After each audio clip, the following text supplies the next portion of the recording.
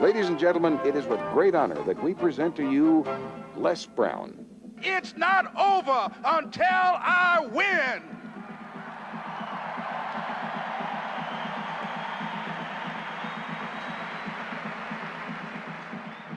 Repeat after me, please. It's possible. I can live my dream. It's necessary. I work on myself. Surround myself with winners. Become creative. It's me. I've got to make it happen. It's not over until I win.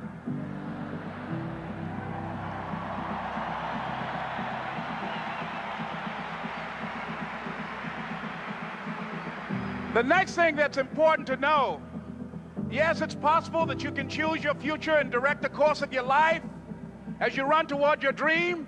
It's necessary that you have goals, that you write those goals down, that you plan, that you think constantly of how you can begin to improve what it is that you're doing. If it's your presentations, if it's your recruiting skills, whatever that is, it's also necessary that you look for ways to always find a way to pull it out when everybody else thinks that you're defeated. That you've got to take personal responsibility to know that in order to become successful, you've got to make it your personal business to do it. But the next thing, ladies and gentlemen, I want to share with you that some of you already know that it's hard. It's not easy. It's hard changing your life. It was hard when just over 3 years ago, in the Penobscot building in Detroit, Michigan, where I was operating my business, and I fell on some hard times, and I was sleeping in my office. It was hard coming into the lobby, and the security said, "Excuse me, Mr. Brown, can we see you for a moment?" And I said, "Yes," and I walked up to the counter, and he gave me an envelope. And he said, "Would you mind reading it here?" And I opened the envelope, and the envelope was from management that said, "This is an office tower. It's not a hotel. Please do not sleep in your office." And I said, "Excuse me, sir." I said, "I just work long hours in creating my business. I'm an entrepreneur.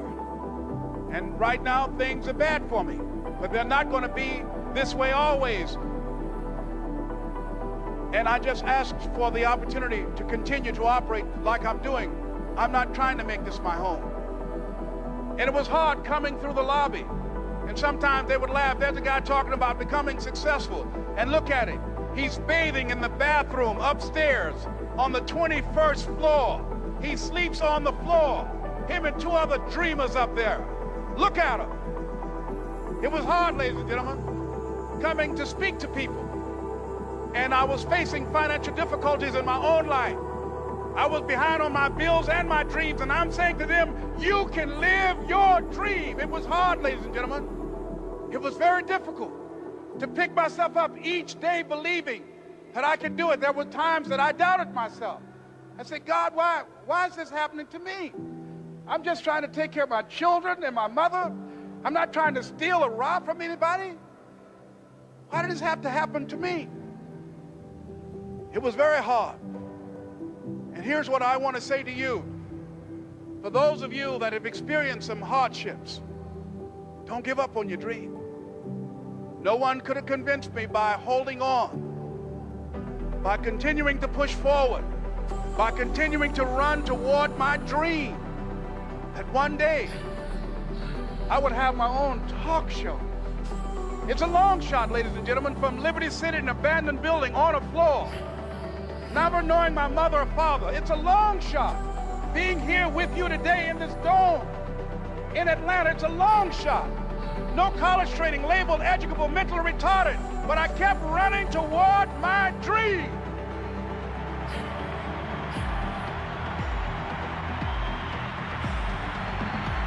Don't stop.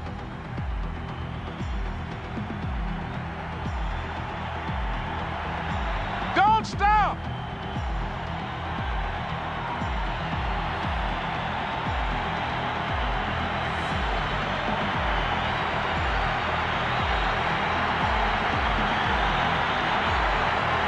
Stop going toward your dream.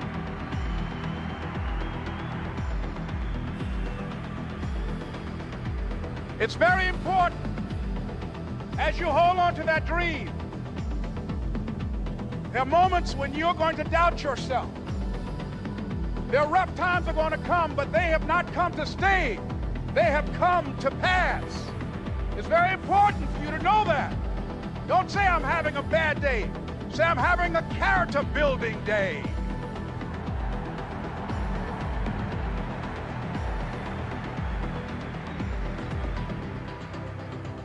It's very important for you to believe that you are the one to make this happen. I remember this high school teacher, Mr. Leroy Washington, at the end of school one June, it was just a few days before we were supposed to leave, and I just got my report card, and it indicated that I'd failed history, and I'd failed English, and I would have to go to summer school.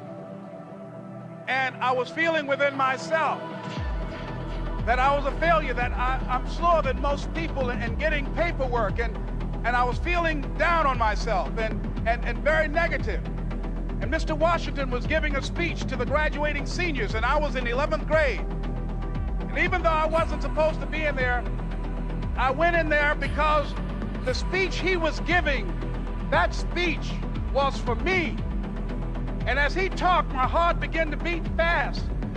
Tears began to run by my eyes, and I was in the back just listening to him because he said, and he was a very dramatic man. I still talk to him to this day.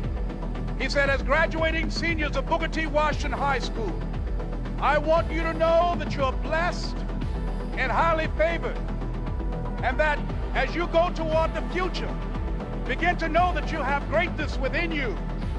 And if just one of you here begin to envision yourselves as being blessed and highly favored to reach your goals, if just one of you capture the essence of what that means, that you have greatness within you and a responsibility to manifest that greatness, that you can make your parents proud, you can make your school proud, you can touch millions of people's lives, and the world will never be the same again because you came this way. And the students gave him a rousing standing ovation. And as he left the auditorium, I ran down the steps and I caught him in the parking lot. I said, Mr. Washington? He said, yes. I said, do you remember me, sir? He said, no. I said, my name is Leslie Brown. My mother, she works in the cafeteria here. I'm one of the twins, Leslie and Wesley. I said, Mr. Washington, but you know, I got these big dreams. You know, I like talking to people. I love people. I said, I want to work with people, and I got this dream of buying my mama a home. Could I do that, Mr. Washington? He said, it's possible, Mr. Brown. And as he walked away, I called him again. I said, Mr. Washington? He said, what do you want now? I said, I'm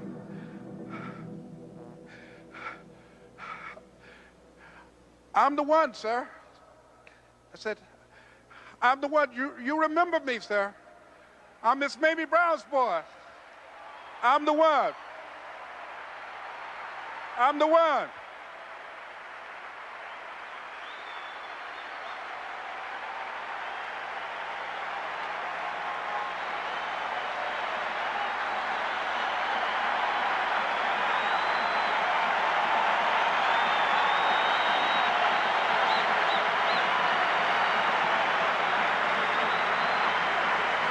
And you must feel that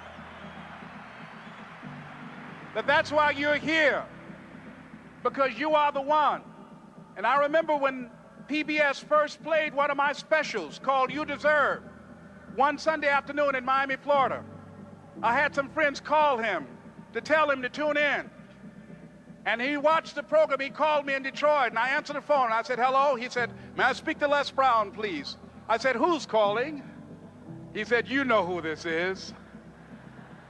I said, oh, Mr. Washington, it's you. He said, you were the one, weren't you? I said, yes, sir. He said, and you were so crazy. I said, I know, but I'm rich now.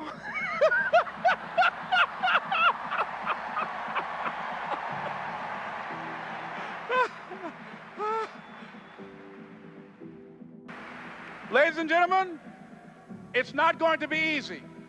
It was hard laying on the floor of the Penobscot building, looking out of the window, daydreaming, saying, Les, can you do this?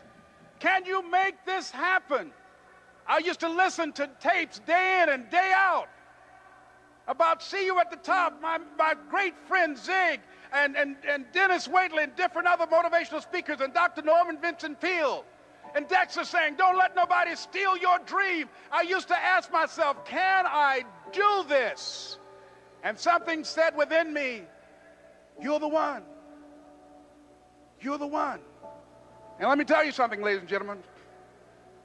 While you're here, and before you go back home to your respective cities and communities, write down at least 5 reasons on why you deserve your dream, on why you won't give up, what's going to make you unstoppable, why you must be unreasonable, because logical, practical thinking says you can't do it today.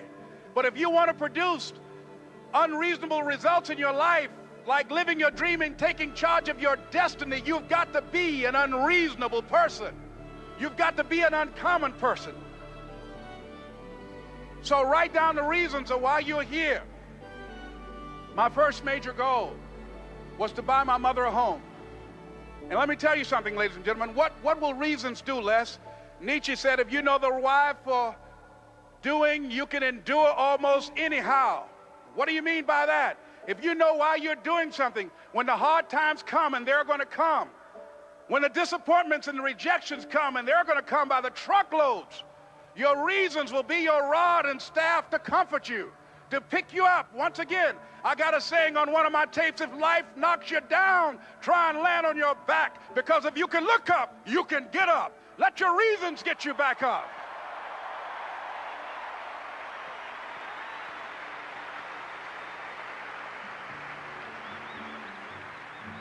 I remember when I bought the home for my mother, and she came out of the car. When I opened the door, I said, Mom, I think I know these people in this house. That was my first major goal. And then I couldn't conceal it anymore. I said, Mom, I got this for you. And as she went from room to room, looking at the house and saying, thank you, Jesus.